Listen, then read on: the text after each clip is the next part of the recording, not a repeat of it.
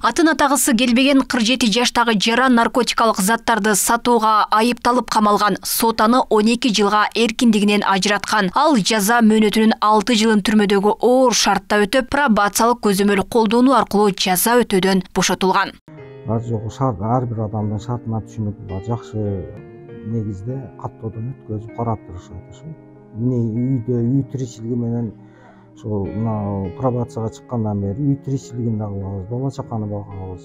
Анын арасында каттоодон өтүп турабыз, эмне кылганыбызды айтып турабыз. Сыртка мындай бейсурак, беймаани басканга бизге уруксат жок да. Соттун негизинде ушулардын көзөмөлүндөбүз. Учурда Кыргызстандын абактарында 7402 адам жазасын өтөдү. Алар тергөө, жатак жана түзөтүү абактарына бөлүштүрүлгөн. Ал ортодо абакта отурган жана сыртынан кесилген 2000ге чукул адамга ырайым берүү мыйзам долбоору сунушталды. Демилге жашоосунда жаңылып же кокустуктан кылмышка баргандарга гана тиешелүү. Мунапыс берүү менен түрмөдөгү чыгымдар кыскартылып, бюджетти үнөмдөөгө болот дешет. Ушуну урматтуу коллегаларым, мен сиздерден өтүнүп кетет элем.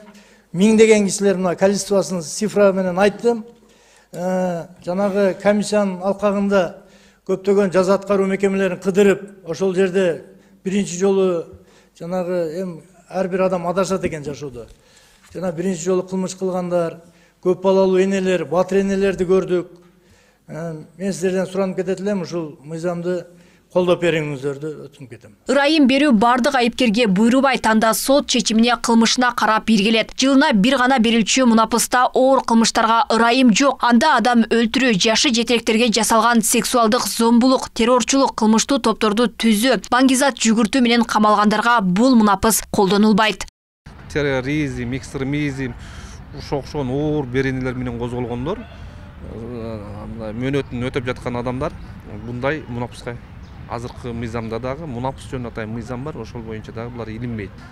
Ар бир мамлекет болгондон кийин ошол мамлекеттердин өзүнүн ушундай эгемендүүлүк күнүндө, улуттук бир майрамда, мисалы мусулман мамлекеттерде бул орозодо ушундай жазадан бошотуу мөөнөтү каралат да. Мисалы Өзбекстанда өткөн жылы ошол орозо айында ушундай мунапыс беришти да, Кудайдын улуу күндөр деп мунапыс беришти. Мыйзам жеңил кылмыш жасап соттолгондорго жаза мөөнөтүн абактан эмес, үй шартында өтөөгө жол берет. Алардын жүрүм турумуна пробация органы көз салат. Мекеме соттолгондорду кайра коомго аралаштырып, оң жолго салууга кызмат көрсөтөт. Ага карабай кайрадан кылмыштуу аракеттерге баргандар да бар.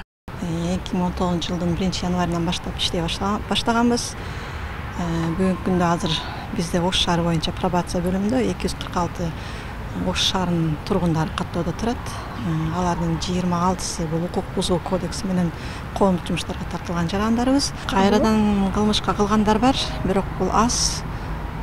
Айтып өтсөм, азыркы ошол 246 адамдын ичинен 11 адам кайрадан кылмыш жасап, азыр ошол тергөө изоляторунда отурушат.